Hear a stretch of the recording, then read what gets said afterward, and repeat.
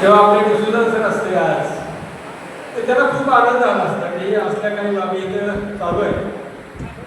कराडमध्ये जे छोटे छोटे प्रकल्प चालू आहेत त्यामध्ये छोटे छोटे साहित्यिकांचे कवींचे समूह आहेत.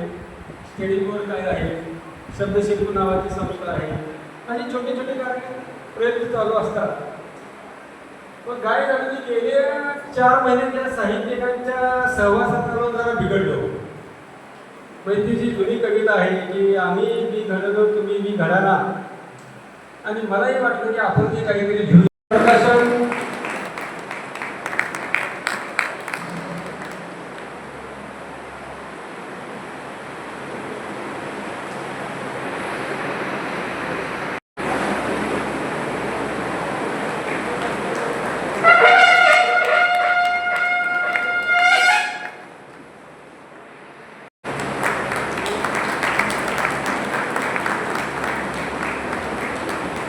यानंतरचं जे पुस्तक आहे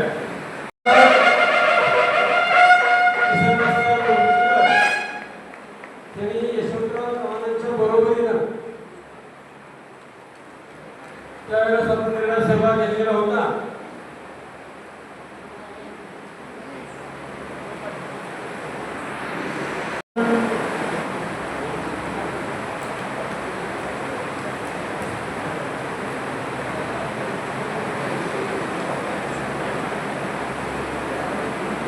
गायकवाडांचाही सन्मान आपण करतोय.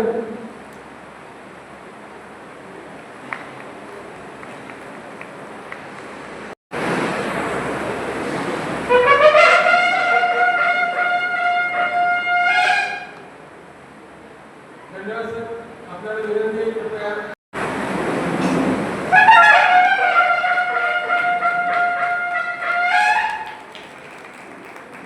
यानंतर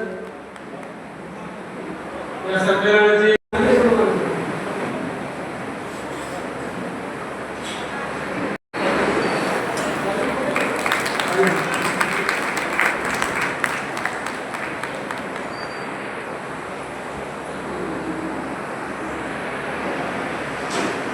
यानंतर संमेलनाचे उद्घाटक अखिल भारतीय मराठी साहित्य संमेलन नंबर 9 चे कार्याध्यक्ष माननीय विनोद कुलकर्णी यांचं स्वागत आणि सत्कार आमच्या संस्थेचे चेअरमन माननीय राजेंद्र गळप कराल विनंती करतोय.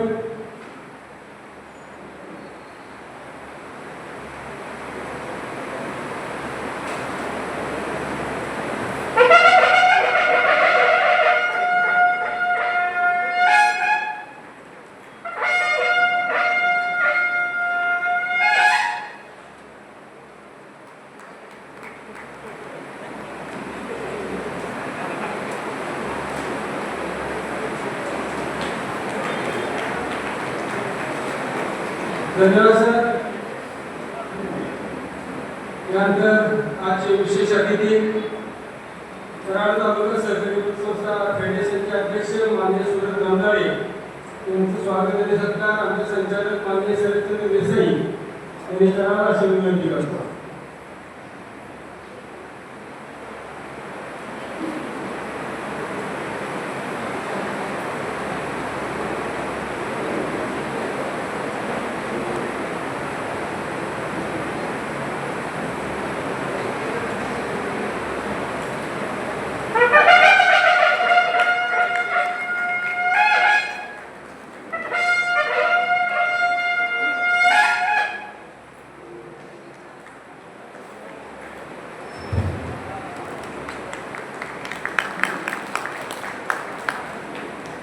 यानंतर आजचे विशेष अतिथी मसाप शाहूपुरी साताराचे अध्यक्ष माननीय नरसिंह सावंत यांचं स्वागत करण्याकरता आम्ही ज्येष्ठ संचालक माननीय अरुण जाधव यांनी करावं अशी विनंती करतो.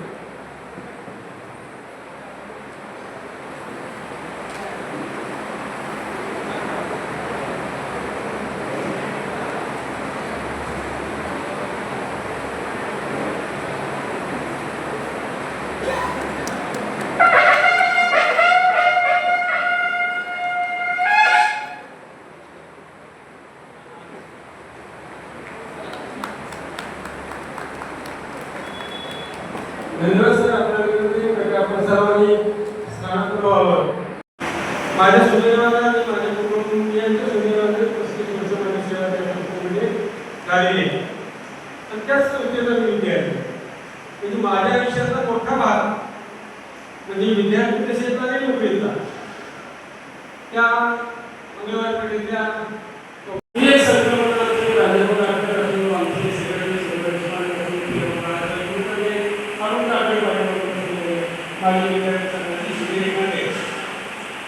प्रकल्प काय असते. प्रत्येक कार्यक्रमात एखादी स्मरणीय नेमलेली कुठेतरी घरामध्ये जाऊन बसते आणि पडदेची मागे वगैरे जात नाही. हा भाग मंडळाच्या शताब्दी वर्षानिमित्त आपण एक डायरी प्रसिद्ध केला आणि त्या डायरीचं बहुलक्ष म्हणजे आमचे मित्र अरुण काकडे यांच्याकडे सोपवलं गेलं. त्याचे सहकारी त्यांच्याबरोबर आम्ही आम्हाला माहीत असलेले नाव दिली तेही बघायला बसले का बसली. तर या दैनंदिनीचं वैशिष्ट्य असं आहे की 2020 पेक्षा जास्त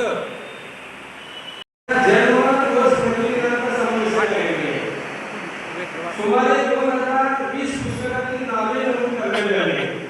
त्यामुळे आंतरराष्ट्रीय राष्ट्रीय तसेच राज्य पातळीवर 700पेक्षा जास्त पुरस्कार प्राप्त साहित्य कृतींचा समावेश करण्यात.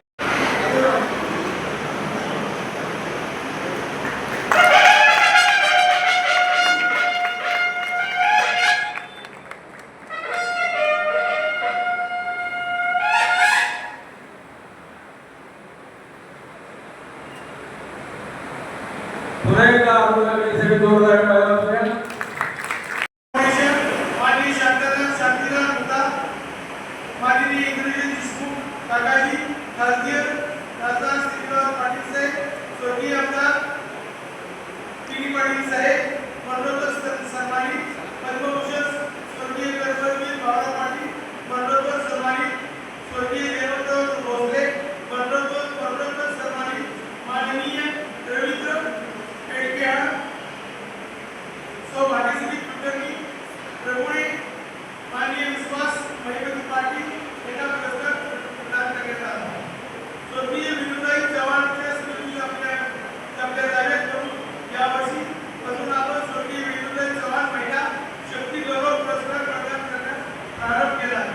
या संस्थेने पहिला स्वर्गीय सौ विनुताई चव्हाण महिला शक्ती गौरव पुरस्कार करण्याच्या माननीय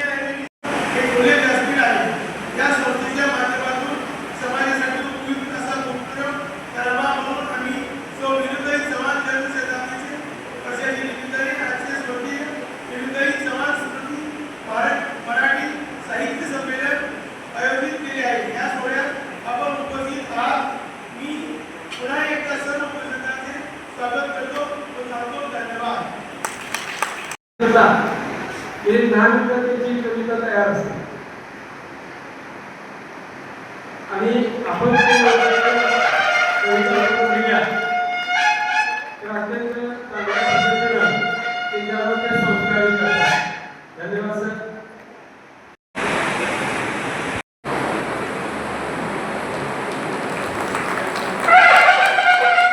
यानंतरचं जे प्रकाशन आहे ते कराडमधील महादेव मुंडेकर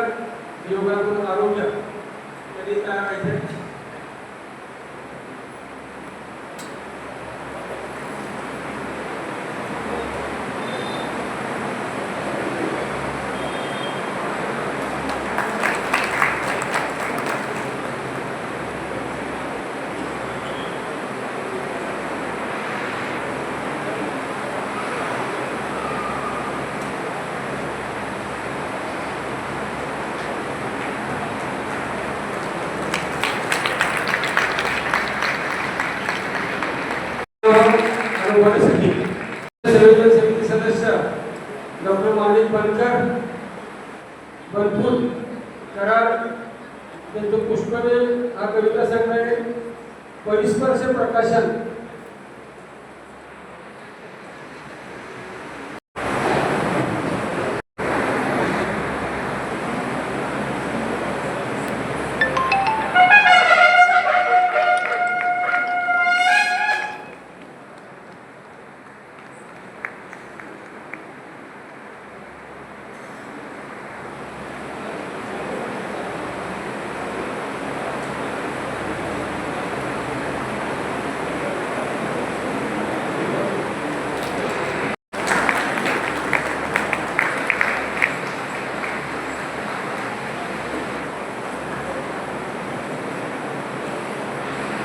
यानंतर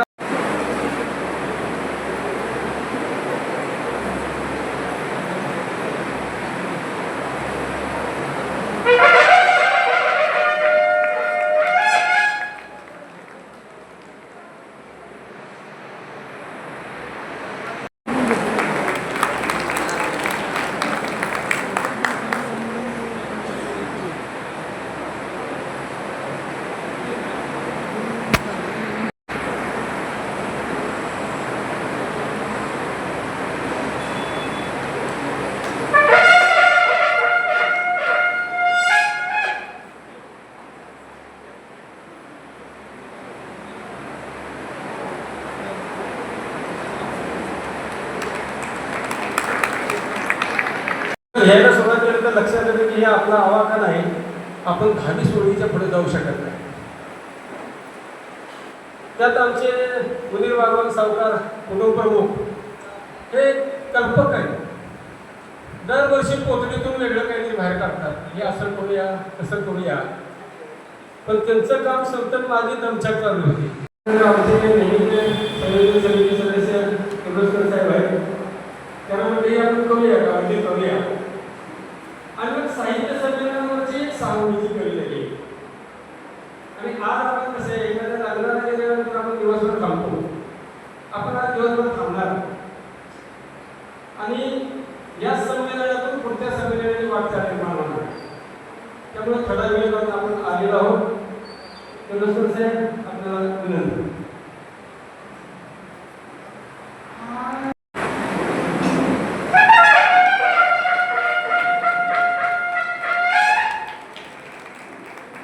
यानंतर या संमेलनाचे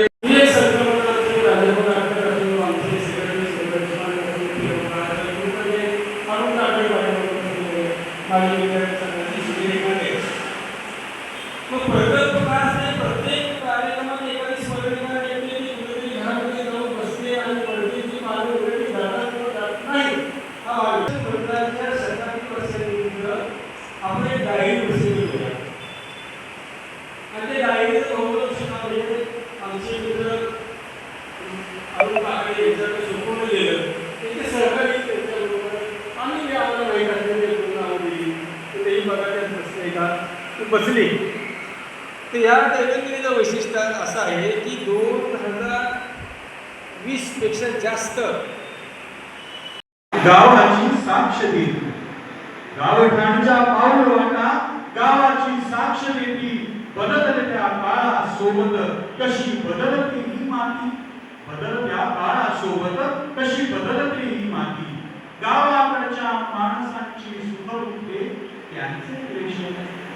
पोटांच्या लेखणीनं टिपला अचूक तो प्रदेश, पोटांच्या लेखणीने टिपला अचूक तो प्रदेश. रौंदाळ मधुनी उभा केला गावाकडच्या गावगाड्याचा थरार. रौंदाळ मधुनी उभा केला गावगाड्याचा थरार. कष्टाच्या घामाचा तो दाहक शेतकरी विचार. गोरगरिबांचे जगणे त्यांच्या संघर्षाची कहाणी वाचताना दाटून येतेच पाणी. वाचताना नाते उलगडते कसे, शब्दातून वाहतो डोंगराचा वारा. लेखणीतून बरसती अनुभवांच्या अथांग धारा. नांगरल्या ज्यांच्या पाठीवर आहे कायम पावत चाललेल्या संस्कृत साहित्याचा हाच खरा अलंकार, हाच खरा अलंकार.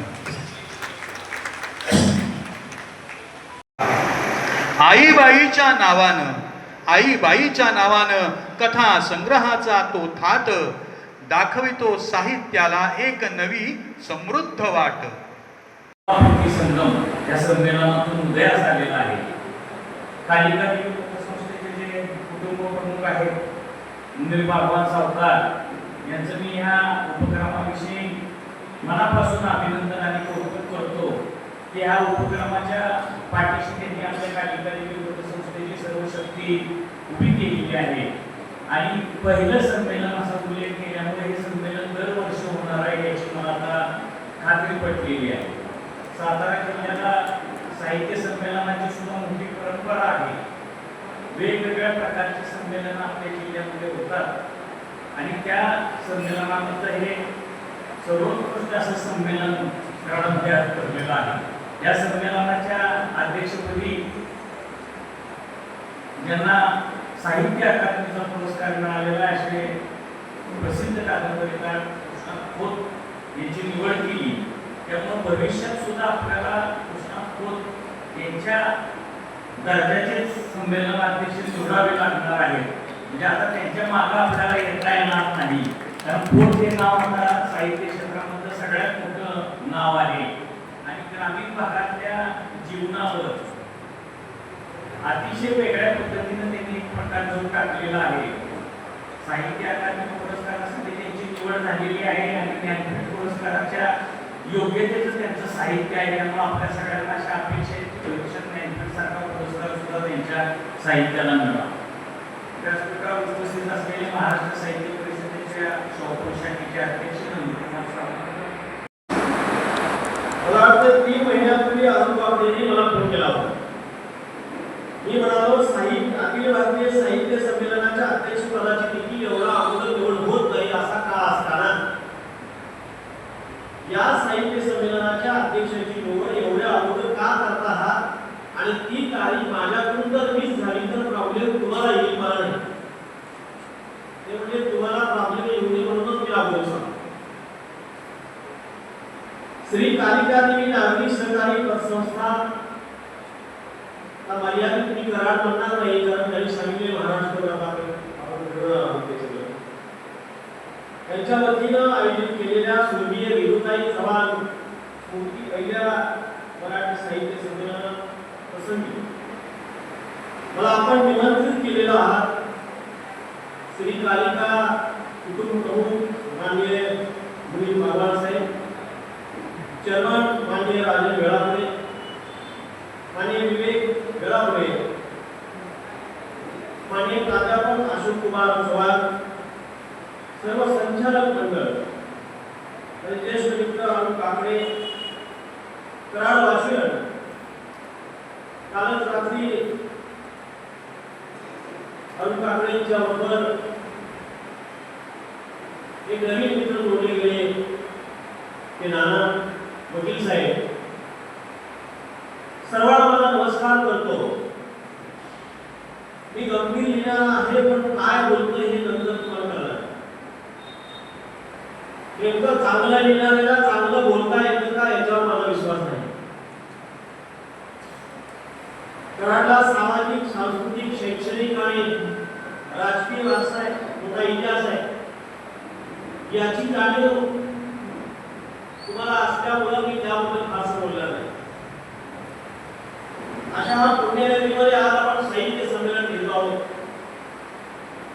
ज्यांच्या नावाने हे घेत राहत्या स्वर्गीय विभूताई चव्हाण आणि आपल्या देशाचे उपपंतप्रधान, अनेक खाती सांभाळणारे, देशाचं दूरदृष्टी असणारं नेतृत्व स्वर्गीय यशवंतराव चव्हाण यांच्या स्मृतीस प्रथम वंदन करतो.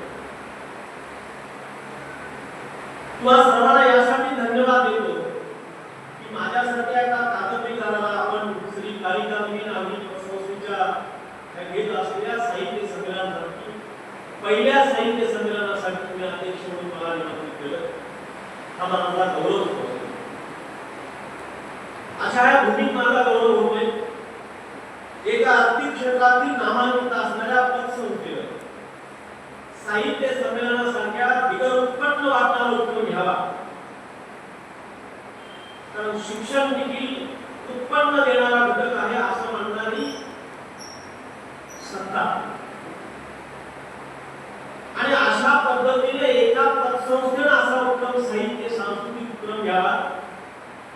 आमच्या तमाम महाराष्ट्रातल्या शिक्षण पतसंस्थेला ही मोठी जबाबदारी आहे. सोपान शिक्षक बँकेला ही मोठी जबाबदारी आहे. हे त्यांनी करायला पाहिजे होतं, हे तुम्ही केलं. आता बघू ते काय करतात. या संमेलनासाठी या भूमीत माझा गौरव केला याबद्दल मी तुम्ही आहेच, पण मी लेखक असण्याचा आणि हा कराराचा फार मोठा संबंध आहे. त्याचाही उदाहरण मला या निमित्तानं करता येतो याचा मला आनंद आहे. खरं तर ही माझी उपलब्धी आहे असं समजतो आणि म्हणून मला हे संमेलन आनंद देणार. आपल्या सर्वांना परिचित असलेले आणि नुकताच महाराष्ट्र शासनाचा विंदा करंदीकर गौरव पुरस्कार मिळाला. जीवन गौरव पुरस्काराने त्यांना नुकतंच सन्मानित केलं. असे ख्यातनाम ललित लेखक आणि नवजेचे संपादक राहिलेले श्रीनिवास विनायक कुलकर्णी यांना धोकार असं म्हटलं जातं. यांच्या संपादनात माझं पहिलं लेखन, माझी पहिली गावठाण नावाची कादंबरी आली. याचा मला अभिमान आहे की या भूमीमध्ये साहित्य संमेलनाचा अध्यक्ष होते. लेखक म्हणून माझी साहित्य विश्वाला ओळख करून देण्याचं काम हे श्रीनिवास कुलकर्णींना जातं. हे मी जाहीरपणे म्हणून अनेक ठिकाणी खरं तर चांगला संपादक जो असतो, हा संपादक नेहमी लेखकांना फुलपाखराप्रमाणे गोळा करत असतो. त्याच्या अस्तेवारी केंद्राखाली ते लेखक, मी महान सुरुवातात नाही म्हणणार, महान लेखकात नाही म्हणणार, पण चांगल्या लेखकात बदलतात याचा अनुभव मी श्रीनिवास विनायक कुलकर्णी यांच्याकडून घेतलाय. याबद्दल मला विशेष आनंद आहे की या संमेलनामध्ये मला येत आहे. साहित्य संमेलन झाली पाहिजे आणि अवघड साहित्य संमेलन झाली पाहिजे याचा किती तुम्ही विरोध आहात त्याबद्दलही तुम्हाला मी धन्यवाद देतो आणि माझ्या मांडणीवर बोलतो. कोणत्याही क्षेत्रातील व्यक्तीला समाज